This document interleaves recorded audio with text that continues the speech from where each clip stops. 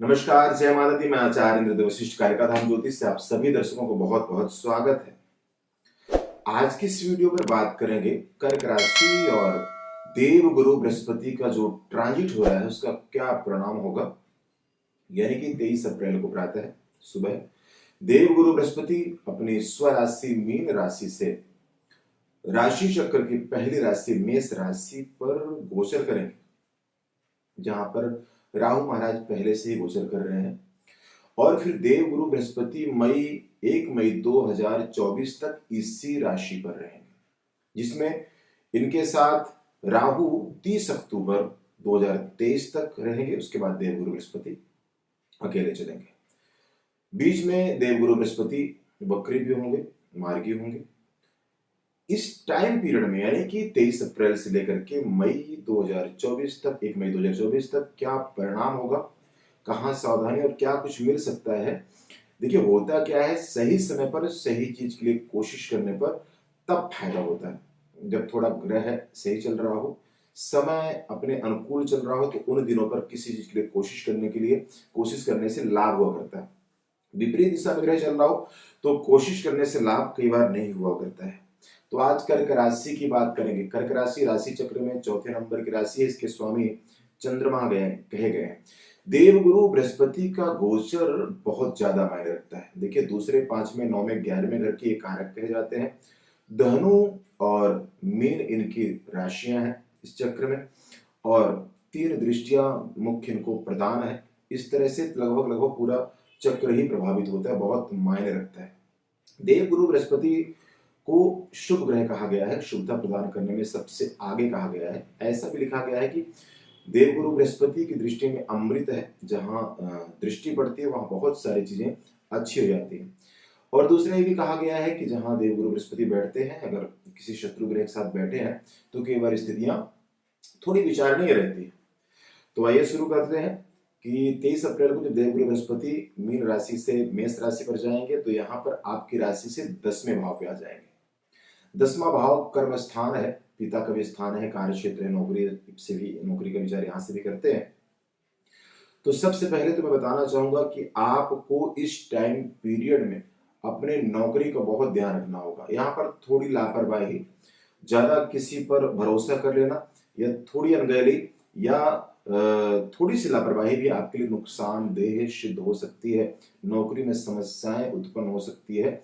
आप अपने सीनियर से या साथ काम करने वालों से इस टाइम पीरियड में, जब तक देवगुरु मेष राशि पर आपके 10वें रहेंगे, तो बहुत ज्यादा ध्यान रखने की जरूरत पड़ेगी। यहीं पर आपके पिता के स्वास्थ्य में दिक्कतें रह सकती हैं। जिनके फादर के स्वास्थ्य में पहले से दिक्कतें हैं तो उन्हें सावधान रहने की बहुत जरूरत है। यहाँ पर थोड़ा ध्यान रखना होगा, अन्यथा नुकसान उठा सकते हैं। व्यापार की बात की जाए तो व्यापार में भी यहाँ पर सावधानी कर्क राशि वालों को इस गोचर से दिखानी पड़ेगी। देखिए, बाकी ग्रहों का जो ट्रांजिट होता रहता है, जो ग्रह जल्दी ट्रांजिट करते हैं, बदलते हैं, उनका अपना अलग परिणाम होगा, उनका भी परिणाम बहुत मायने रखता है। लेकिन अब हम बात कर रहे हैं बृहस्पति के ट्रांजिट के बारे में। गुरु ग्रह का एक बड़ा ग्रह आपका ट्रांजिट कर रहा है, तो उसके क्या क्या परिणाम हो सकते हैं।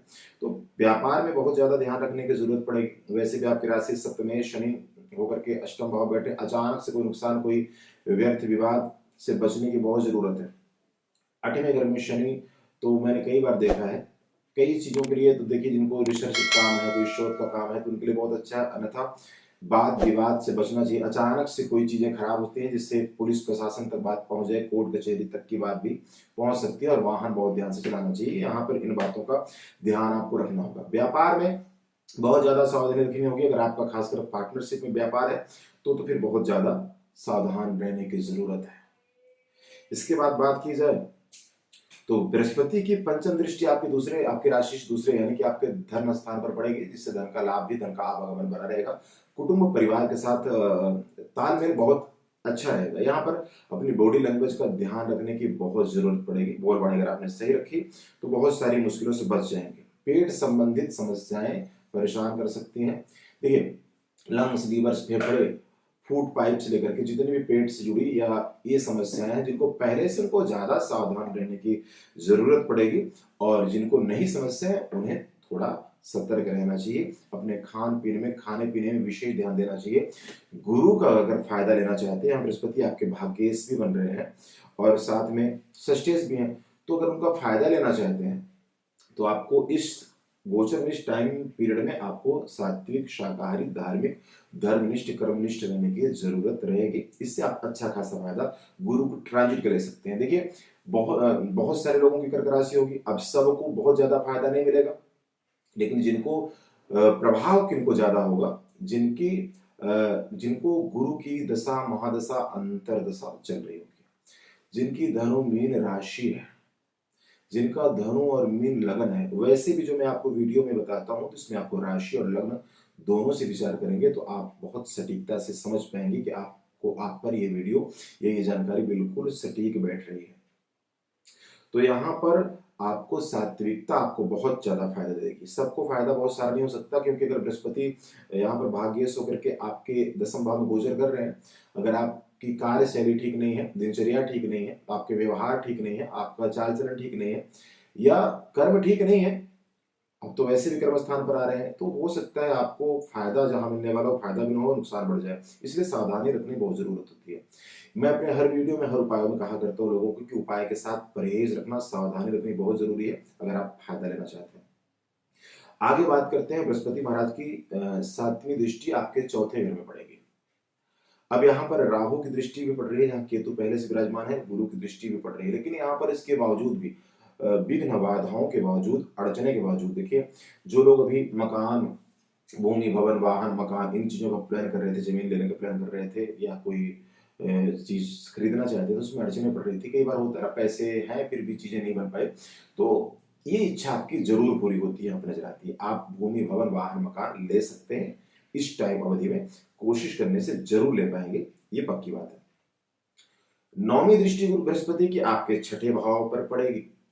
अब यहाँ पर एक लाभ जरूर होगा, क्योंकि गुरु की राशि वहां पर आ रही है, इसलिए लंबी बीमारी से आप छुटकारा पाते हुए नजर आ रहे हैं।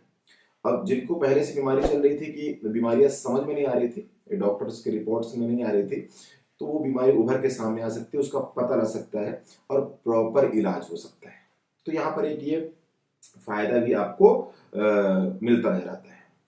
किसी का कोर्ट कचहरी से कोई कोर्ट का केस चल रहा था, कोई आप फंस गए थे, झूठे आरोप में फंस गए थे, तो इस टाइम पीरियड में उपाय करने से, कोशिश करने से आपको लाभ होता नजर आता है। आप शत्रु पर विजय पा सकते हैं, शत्रु से संधि बन सकती है, या इन चीजों से छुटकारा होता हुआ नजर आता है। परहेज क्या है, यहाँ पर अपने बॉडी लैंग्वेज का बहुत ध्यान रखें, खान पीन का और बॉडी लैंग्वेज का, बोल बाणी का ध्यान रखने की जरूरत है। किसी भी काम में जल्दबाजी, कर्क राशि आपकी, किसी भी काम में जल्दबाजी बिल्कुल भी ना करें, अन्यथा नुकसान हो सकता है। लेन देन पूरी सावधानी से कीजिए, बहुत सतर्कता से कीजिए। इसी के साथ साथ कोशिश करें जो लीगली काम है उनको बहुत एक्यूरेट करें, टैक्स चोरी करने की कोशिश ना करें, और वाहन जरूर ध्यान से चलाएं। देखिए 23 अप्रैल से मई 2024 का ये जो टाइम है, 1 मई 2024 तक का, इस टाइम पीरियड में जहां जहां सावधानी बताएगी, यहाँ सावधानी से आप चीजों को बैलेंस कर सकते हैं, और जहां फायदा बताया गया है वहां पर थोड़ी कोशिश, थोड़े उपाय से आप फायदा ले सकते हैं। बृहस्पतिवार को पीली चीज का दान, गाय को हरी सब्जी का दान करना चाहिए आपको, और इसी के साथ साथ ब्रह्मभोज और सफाई कर्मचारी को भोजन का दान करना चाहिए।